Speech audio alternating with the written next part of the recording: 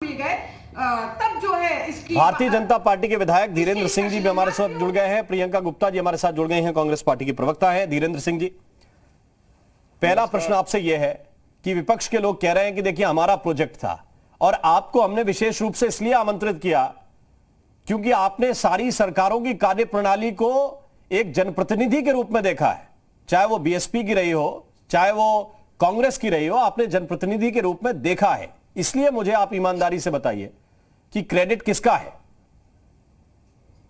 देखिए, क्रेडिट लेने की होड़ अगर की जा रही है तो वो मेरी समझ से बाहर है, लेकिन मैं इतना कह सकता हूं कि जिस जमीन पर 2 इंच भूमि के लिए भी गोलियां चलती थीं, जिस जेवर क्षेत्र में, वहां इतना बड़ा भूमि अधिग्रहण हो जाना और किसानों का यह नजरिया होना कि हम वह जमीन इस प्रदेश के विकास के लिए दे रहे हैं, तो ये एक बहुत बड़ी सोच है और उस सोच में प्रदेश के मुख्यमंत्री योगी आदित्यनाथ जी शामिल हैं।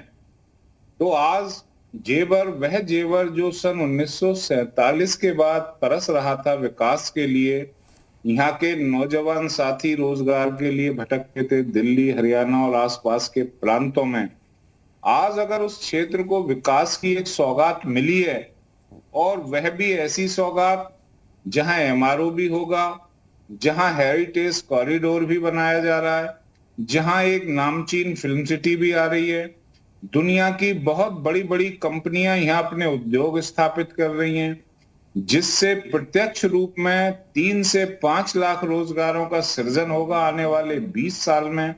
तो मैं ये नहीं समझ पा रहा कि इन लोगों के पास आखिर इस तरीके की बातें करने का औचित्य क्या है। या तो ये विकास के विरोधी हैं, या ये लोग ये नहीं चाहते कि प्रदेश के नौजवानों के लिए रोजगार का सृजन हो, या ये लोग ये नहीं चाहते कि किसानों का और खेतीहर मजदूरों का जीवन स्तर उन्नत हो। तो इन लोगों को पुनर्विचार करना चाहिए अपनी सोच पर, इसीलिए ये लोग आज सत्ता से बाहर हैं। क्योंकि जब ये लोग नहीं, लेकिन धीरेन्द्र जी ये कह रहे हैं विरोधी लोग कि वहां के किसान नाराज हैं और किसानों को उचित मुआवजा नहीं मिला है। इनके समय में किसानों से बलात् जमीनों का अधिग्रहण किया जाता था, इनके मंत्री लोग उसमें शामिल होते थे जो किसानों से छीना झपटी होती थी। जेपी को जमीनें दी गई, समाजवादी और बसपा के कार्यकाल में किसानों से 800 रुपए मीटर लेकर, और जेपी ने उस जमीन को 40,000 रुपए मीटर बेचा। उस वक्त जो ये लोग मुनाफा कमाते थे किसान की जमीन के नाम पर, उन्हें, इन लोगों को वह भी अपने जहन में रखना चाहिए।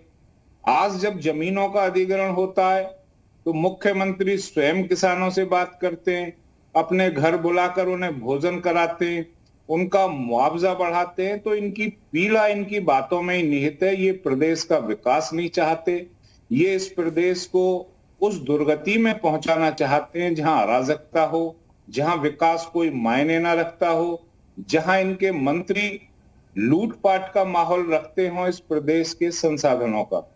लेकिन ये चिट्ठी वाली बात की हकीकत क्या है? क्या अखिलेश यादव ने मना किया, प्रधानमंत्री जो कह रहे हैं? मुझे जहां तक जानकारी है, अखिलेश यादव जी इस एयरपोर्ट को हिरनगांव ले जाना चाहते थे और जेवर का उनका कोई प्लान नहीं था। यह जो प्रोजेक्ट है ये सिर्फ इस प्रदेश के मुख्यमंत्री योगी आदित्यनाथ जी की वजह से आज धरातल पर उतरा है।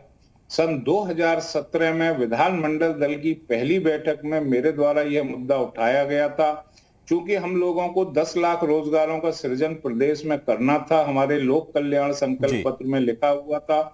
इसलिए इस प्रोजेक्ट को भारत सरकार में नए तरीके से आगे बढ़ाया गया। ये लोग अगर सिरे लेना चाहते हैं तो हमें उससे कोई गुरेज नहीं है, लेकिन हम सिरे की होड़ में नहीं है, ना हम इनसे कोई प्रतियोगिता कर रहे। हमारा मकसद है प्रदेश का विकास। नहीं, एक सवाल और पूछा धीरेन्द्र जी, एक सवाल ये भी पूछा जा रहा है कि जब 5वां साल चल रहा है, एक या 2 महीने के बाद चुनावी आचार संहिता लगने वाली, तब जाके शिलान्यास कर रहे हैं। आपके पास केंद्र की सरकार थी, राज्य की सरकार थी, थोड़ा जल्दी नहीं कर सकते थे? नहीं, आखिर इतनी सरकारें इस प्रदेश में रही, ये तो योगी का करिश्मा है और उनका कमिटमेंट है विकास की योजनाओं के प्रति। इन्हें पता होना चाहिए कि एक अंतरराष्ट्रीय एयरपोर्ट स्थापित करने के लिए कितने विभागों से परमिशन लेनी पड़ती है। नए भूमि अधिग्रहण कानून 2013 की परिभाषा भी इन लोगों को पता नहीं है। सोशल इम्पैक्ट असेसमेंट होता है, उसमें समय लगता है। उसके बाद कई प्रक्रिया जमीन की होती हैं जिनमें कई धाराओं का प्रकाशन किया जाता है। जी। तो बिना जानकारी के ये सिर्फ भारतीय जनता पार्टी की सरकार पर आरोप इसलिए लगा रहे हैं क्योंकि इनकी दुकानें नहीं चल पा रही, जनता ने इन्हें नाकारा घोषित कर दिया है। जनता जानती है अगर ये गलती से दोबारा आ गए तो फिर प्रदेश में अराजकता का माहौल हो जाएगा। ठीक है धीरेन्द्र जी, आप हमारे साथ जुड़े, आपका बहुत बहुत शुक्रिया।